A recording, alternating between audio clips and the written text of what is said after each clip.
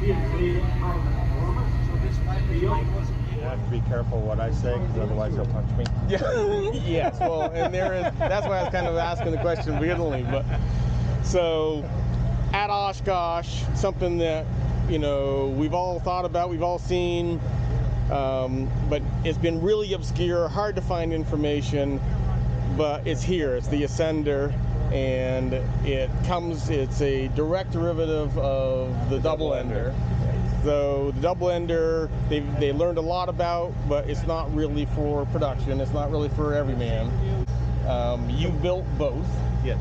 I actually built the double ender in my garage. So until the project got too big, and then we had to move into a hangar. So if people don't know, it's Eric Lewis, Lou Aero. His claim is all the baggage pods that you've seen on Super Cubs. Everybody in the Super Cub knows Lou Aero. You've got carbon cubs mostly carbon cubs, but you've got pods for just baggage, and you've got pods for fuel and baggage. I've got, well, for the carbon cub, we have fuel, and then we have baggage. Okay.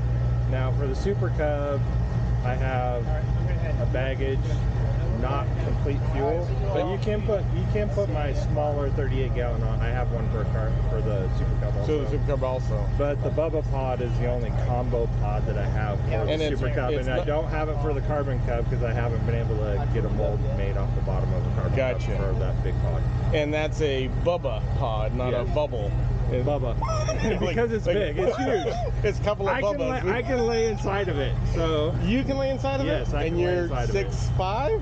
6'3". Yeah, so, not a small man. No. It has about 25 gallons of gas in the front, and then it's got about a 4 foot of still usable area. Wonderful. So big, huge back door, so if you're in cargo only, you can slide rifles or fly rods. Everything in there. Yeah. Okay. Well, back to the Ascender and the double ender. Give us a short history. How did it come about? The Dreamer's over there. Yeah. And he's like, I want to do something. Yeah, and I was unemployed at the time. I was just recovering from the plane crash, so okay. I didn't really have a job and needed something to do. Yeah, and then it's through friends and engineers, and it's just right place, right time, and wonderful. I had the right skill set, and it worked out. Yeah, but I keep trying to get more skills. Okay. So I'm always constantly learning to make myself more useful, I guess. Right. Tube frame, typical Super Cub construction. Typical, yeah. It's not a Super Cub. Right. Well, it is tube chromoly frame fuselage, but there's a lot of differences from a Super Cub. I mean, we have 1 3/4 tubing around the door, and okay. It goes anywhere from 2 inch all the way down to 3/8 inch in some cases. So depending on what cross tube and whatever. What you need for support is structure. Yeah. Big, physically, big airplane. Yeah, but it's faster than a Super Cub. And it's faster. And so you've got the right design. Engine on top is, of course, the biggest change, or everybody's like, whoa, that's up there. Everybody always asks how I change the oil, and it's just stand on the doorstep and the oil's right in front of your face. And we have a little maintenance platform that you can plug in out in the back to just lift yourself up. All right. You mentioned yesterday that your thrust line isn't affected by the height, and you've accomplished that just from the design. Yep. Yeah. We have no pitching moment during thrust changes, or throttle changes. Right. So. Tail size is bigger, same size as a Cub? The elevator is actually a Super Cub elevator. It is. And this is the airfoil Cub tail from Javron, but we have a special leading edge underneath. It's carbon fiber Kevlar leading edge to keep it from scalloping. Okay. So, which has helped improve the aerodynamics for our trim. Looks thick. Yeah. Maybe a little thicker than stock from the. It's not the flatboard tail. It's the same. If you call up Javron and ask for an airfoil tail, that's the tail what you get. Okay. But you don't get the composite leading edge underneath of it. Gotcha. So that's ours, and then our rudder and vertical is 10 inches taller than normal. Okay. But the depth of chord of the rudder is almost identical to a Cub. So.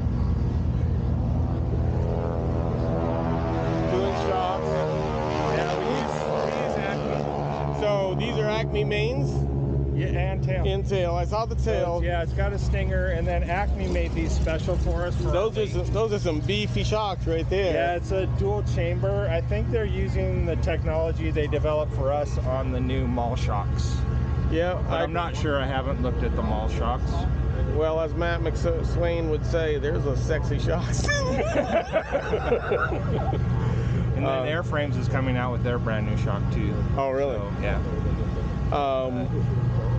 Gear angle seems to be more splayed than We're standard? splayed out right now because of the way we turned the aircraft, and they splayed out during the turn. Okay.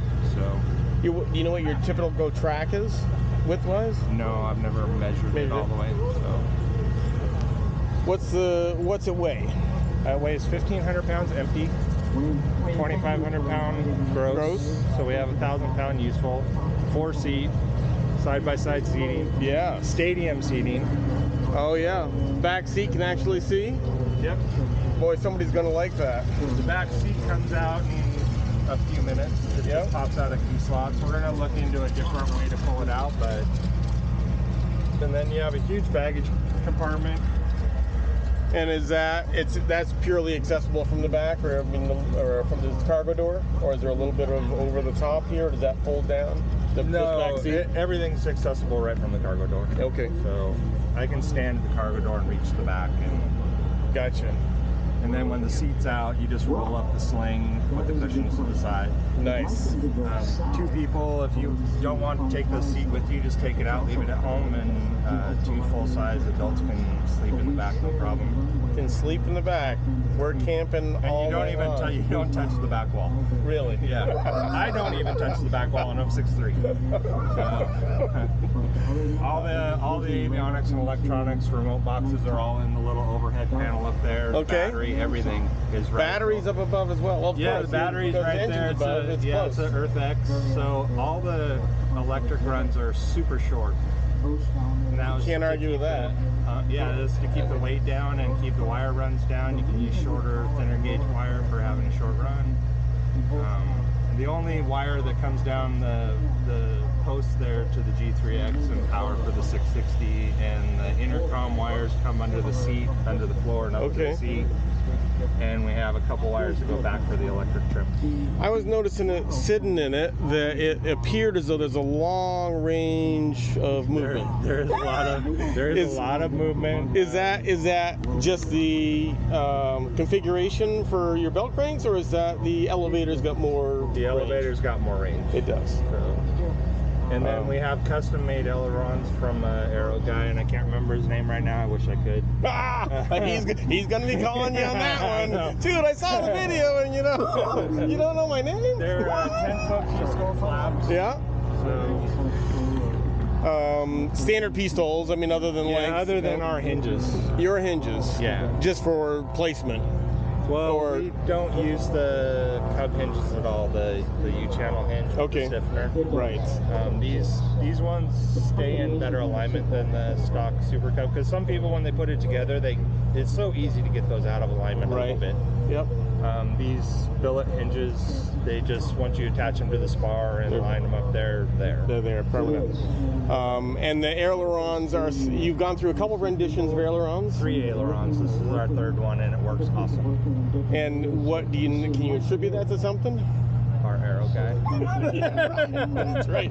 We get an aileron guy that's like the nuts. It's nice. 100% mass balanced aileron. It is. So super light. The aileron's a little heavy, but the control forces are super light. So, but you can't really feel it on when you're doing it. I mean, they move just so easy. So easy. There's fairly short. roller hinges in here, but they're very responsive even with them being short.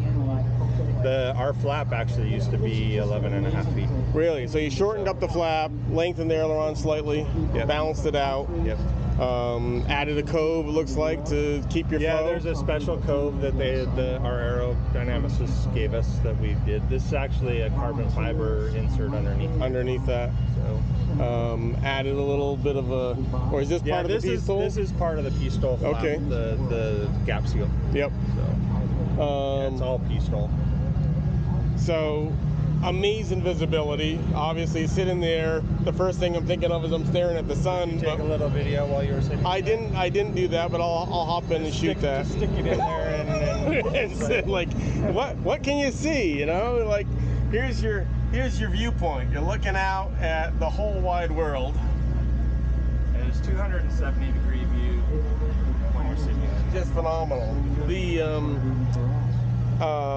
Alec was saying that all the tubes are in line, so your viewpoint here is if you sit in the right straight. spot, Yep. you can in landing configuration for a wheel landing, you can see 7 to 8 feet in front of you. Wow. And then of course you've got seaplane doors that Push on the back corner. push the back corner. What's the landing and takeoff distances? Usually between 75 and 100 feet. I mean, Alec can is that take max off and land gross short. or? No, that's light. Yeah, what about max gross? Never measured it max gross. Okay. What's the engine? IO 390. 390. Thunderbolt with all the options. And then what's your useful load? 1,000 pounds. There's a brochure. There's a little brochure on the seat if you want to take one. No, that's okay. I'm tired of carrying paper. That's a pretty impressive vehicle, though. It is. So what's the manufacturer? Vision Aircraft. Vision Aircraft? Thank you. Sorry. No problem at all. I'm glad you stopped by. I love the rake of the front, the glare shield rake, everything given that line of sight. I'm big on ergonomics, and so everything I build, I want to have the most visibility, and I'll never match this.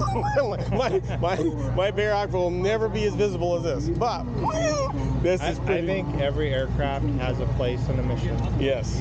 If you're going to carry 4 people and you're going to be low and slow, it's pretty hard to beat this. I think so. Especially if you want the visibility and you want your passengers to have the visibility. So that's why we moved the struts back off of the gear mount, is so that one ingress and egress, and then also visibility to the passengers are not looking through the struts. Oh, nice. Yeah, I didn't even notice that until you pointed it out. Now that set up some load problems in the wing, but we took care of that with some internal structure. Oh, really? Okay. Similar, or you still have a lead, front and a rear strut that are different sizes, or is the rear strut taking more? No, the front strut still takes the bulk of the load. Okay. So, but we had to reinforce. On a normal Cub, you have an N brace. We have an X brace. Okay. And then it's a reinforced X brace. So not only is there the 2 compression tubes with the cross tubes, and there's 2 plates on each side that are all an X plate on both sides. So it's really it's still light, right? But it's beefed up. Thought about floats? We've thought about it. This is a prototype machine. And, I don't know. Yeah. I'm sure we could probably do it with our. Good morning, Aeroshell. Woo! Good morning, Oshkosh. That's right. We keep talking about putting float fittings on here and giving it a try. Yeah, So, but we haven't at this point in time. That's not an option. You're gonna build them, or you're gonna offer a factory assist. Yes. Can't buy it complete. Can't buy it as a kit. But this time. They can come on out and help build an airplane. Yep. Well, you're going to, by doing that, of course, you'll verify the quality of it. Everyone goes out exactly as it should. Yep. That way we can control the end product to a point. Right. And eventually in the future, once everything gets settled and stuff, kids could possibly come. That is so awesome.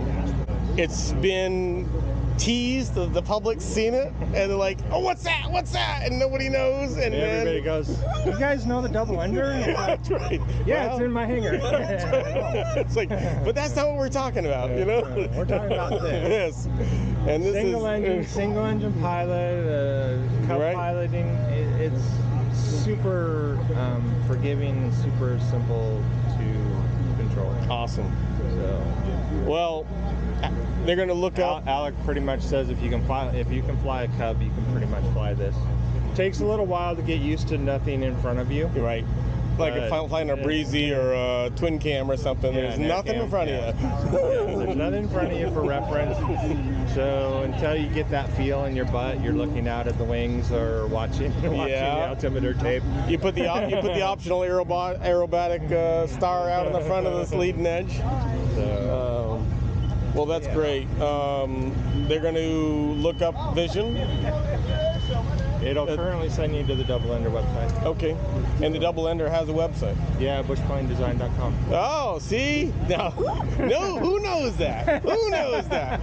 Bushplanedesign.com. Yes. Wow. So there's a million people that have never heard of that website. Bushplanedesign.com. Pretty self for these projects. I've been pretty public with Lou Aeroworks. Yeah, right. Lou Aeroworks is out there. I don't advertise my pods or anything, mostly word of mouth, and I'm on the Cub Crafters build sheet, so they wouldn't put my name on there, but my pods are there. So when they sell a pod, they call me up and I build one and sell one up. There you go. So. How long is it going to take to build one? We're estimating the first one's 18 months to 2 years. Okay. So, and then spool up as needed. Yeah. So there's going to be, your phone's going to be ringing. Unfortunately, it won't be me, but there'll be guys that I want to be calling you. I think it's a super cool aircraft. It is. It is super cool. And I'm proud and glad to have been the one to get to build it. So. Yeah. Cool. All right. Well, thank you, Eric. Yep. Thanks.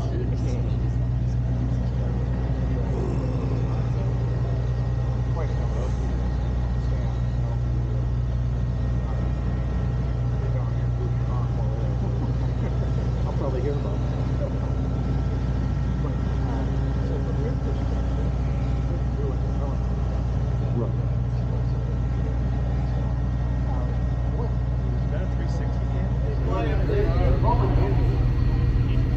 Usually it's kind of 6, 6.